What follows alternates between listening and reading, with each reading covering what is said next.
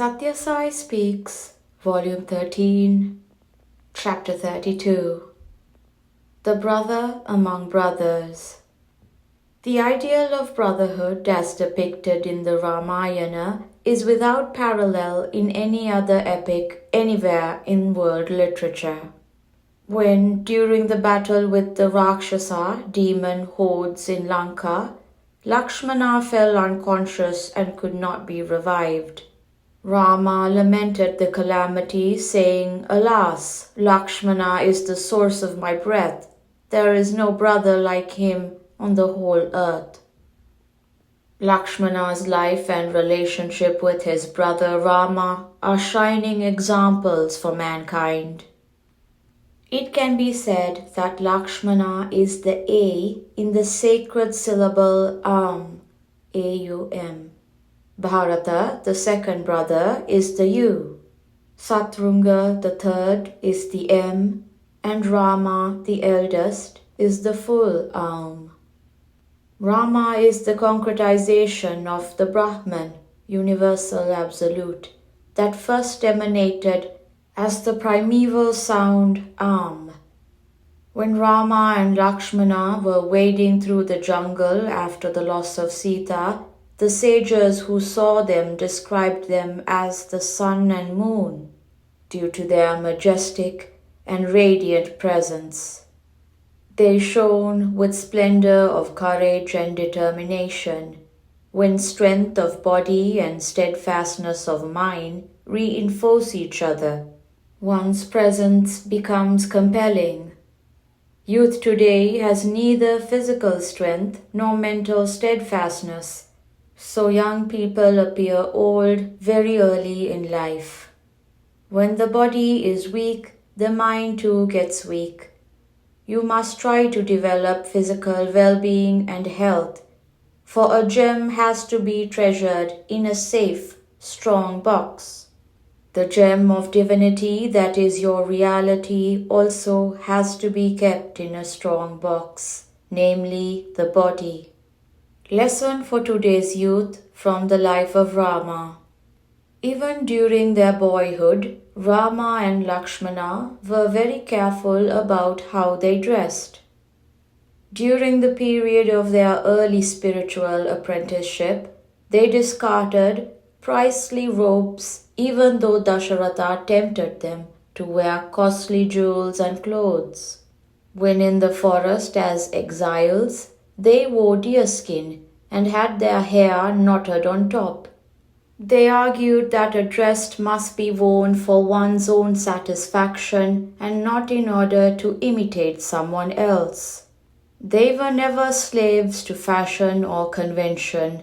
They laid down the norms for others and never imitated others just to earn their favor.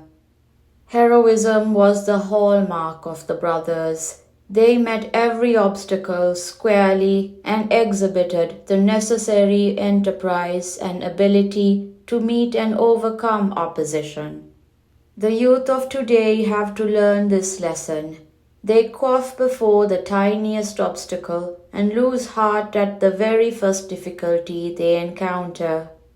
Like the heroes of the Ramayana, they should march forward bravely, whatever the handicap, in either the secular, the moral, or the spiritual fields of activity. When the truth of the one reality, the reality of God, is revealed, then there will be no more room for anger or hatred. They will seek and see only the good in everyone. At present, the passion in their eyes colors their vision. Lakshmana could not tolerate separation from Rama. Tulsidas, while composing his epic poem Ramcharitramanas, wrote that the flowers in the gardens of Lanka were white. When Hanuman, who was present unseen, manifested himself, his face was full of dissent. He said that the flowers were red and not white, as he had himself seen them. Tulsidas refused to amend the adjective. But Hanuman insisted that the error should be corrected. The argument almost turned into a scuffle, and Rama himself had to intervene. Rama told Hanuman that since anger against the Rakshasas, demons, had reddened his eyes, the white flowers appeared red to him. Lakshmana had a pure heart from his very birth. As he grew up, he was able to overcome the urges of his senses and establish himself as their master. His character was above reproach. He eagerly welcomed any order from Rama and enjoyed fulfilling it to the best of his ability. Lakshmana spent the first 2 days of his life wailing aloud in the lap of Sumitra, his mother. She tried all remedies, magical and ritual, to console him, but the baby would not be consoled or persuaded to eat or to sleep. She consulted Vasishta, the royal preceptor, who advised that Lakshmana be laid beside Rama in the palace of Kaushalya. She did as directed, and in the company of Rama, Sumitra's child slept soundly and played most happily. He could not tolerate separation from Rama. His greatest desire was to be in Rama's presence. He followed Rama like a shadow, never residing in a place where Rama was not present. Rama was all that he wanted, all that he cared for. Steadfast loyalty of Lakshmana to Rama. When Rama started out into exile in the forest, wearing garments of bark, Lakshmana too did the same. For 14 years he watched over his brother and his wife, guarding them day and night without any regard for his own comfort or even for sleep or food. Tulsidas pays great tribute to Lakshmana for this devoted service. According to him, when Rama returned to Ayodhya after his period of exile, the citizens gathered in lakhs and cheered at the distant sight of the flag on top of the chariot which was bringing him. But they did not know that the pole which carried the flag of Rama's triumph was Lakshmana, the devoted brother. How could the flag fly so splendidly without the dedicated service, the undaunted courage, and the steadfast loyalty of the brother, who gladly shared the travails of exile with Rama? In the course of Narayana's enactment as a Nara, man, named Rama on earth, he had a crucial role to play. Lakshmana laid down his life for the purpose of realizing the mission of the Avatar, divine incarnation. He never transgressed by as much as a step the boundary laid down by Rama. When Rama ordered him to raise a fire into which Sita was advised to step as part of the fire ordeal to prove her chastity to the world, Lakshmana obeyed with a bleeding heart. When Rama ordered him to take Sita out into the forest and leave her alone and unguarded there, Lakshmana obeyed, though his heart was wrung with pain. Lakshmana gave up everything to serve Rama. There were 2 occasions when Lakshmana had unfortunately to go against the specific orders of Rama. The first incident occurred when Maricha, the demon, tricked Rama by assuming the form of a golden deer. After Rama chased the deer far into the forest, Maricha, as he was dying, imitated Rama's voice, calling out for Sita and Lakshmana. "O Sita, O Lakshmana, help me, help me." Lakshmana, knowing this to be a trick of the Rakshasa, demon Maricha, and in accordance with Rama's instructions, did not leave Sita's side.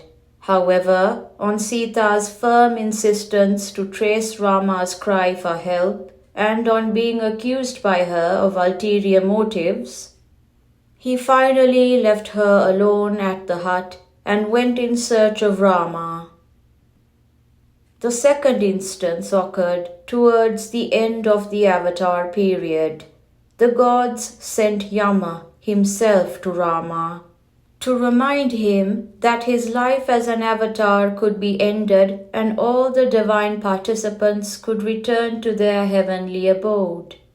When Yama came into the audience hall, Rama directed Lakshmana to be at the entrance and not allow anyone to enter and interrupt the conversation.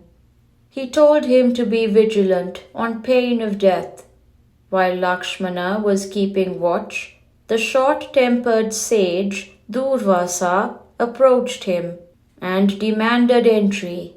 He was furious on being stopped and threatened to lay a terrible curse of destruction on Ayodhya, its inhabitants, and on the entire Raghu clan. Lakshmana weighed the pros and cons and concluded that his death would indeed be a lesser calamity than the destruction of the entire population of Ayodhya. So he admitted Durvasa and gladly received the punishment. Lakshmana decided every act of his on the touchstone of either Rama's wish or the general good. He gave up everything, his wife Urmila, his mother Sumitra, and the princely life at Ayodhya for the chance of serving Rama and furthering his mission. When he killed Indrajit in battle, Rama embraced him with unbounded joy and exclaimed, "Oh, dear brother, what a great victory you have achieved today. I feel now as if I have already got Sita back." Humility, heroism, and the noble character of Lakshmana. Between Rama and Lakshmana, there was never any trace of envy or suspicion. Lakshmana was supremely indifferent to what was happening around him if it did not affect Rama. His greatness is immeasurable. He served Sita every day for 14 years, but never once raised his eyes to her face. His conduct was the height of righteousness. When the bundle of jewels that Sita had thrown along the way while being abducted by Ravana was retrieved by the Vanaras at Rishyamukha hill, they handed it over to Sugriva, who brought it before Rama and Lakshmana for identification. When Rama asked Lakshmana whether he could identify any of the jewels as belonging to Sita, Lakshmana said that he could vouchsafe for the genuineness of only one jewel, that which Sita wore on her ankles. He saw it every day when he fell at the feet of Sita and so could recognize it as unmistakably hers. Such was the noble character of Rama's brother. When Lakshmana fainted during the battle with Indrajit, the latter wanted to lift his unconscious body and carry him to Lanka as a hostage. But since Lakshmana was the incarnation of the cosmic serpent Sesha, he was tremendously heavy, and thus he could not be moved. So Indrajit gave up the idea and went away. Meanwhile, Hanuman arrived there, and on his uttering the name of Rama, Lakshmana's weight was reduced to that of a feather. So responsive was he to Ramanama, even in his unconsciousness. This is a measure of the humility and the heroism of this great brother of Rama. Summer Course, Brindavan, May 26, 1977. Give the body the attention it deserves, but not more. Some people advise that you should cultivate disgust towards it, but that is not beneficial. Tend it as an instrument, use it as a boat, as a raft.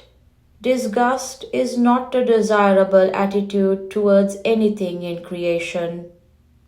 Everything is God's handiwork, an example of His glory, His majesty. Sri Sathya Sai Baba.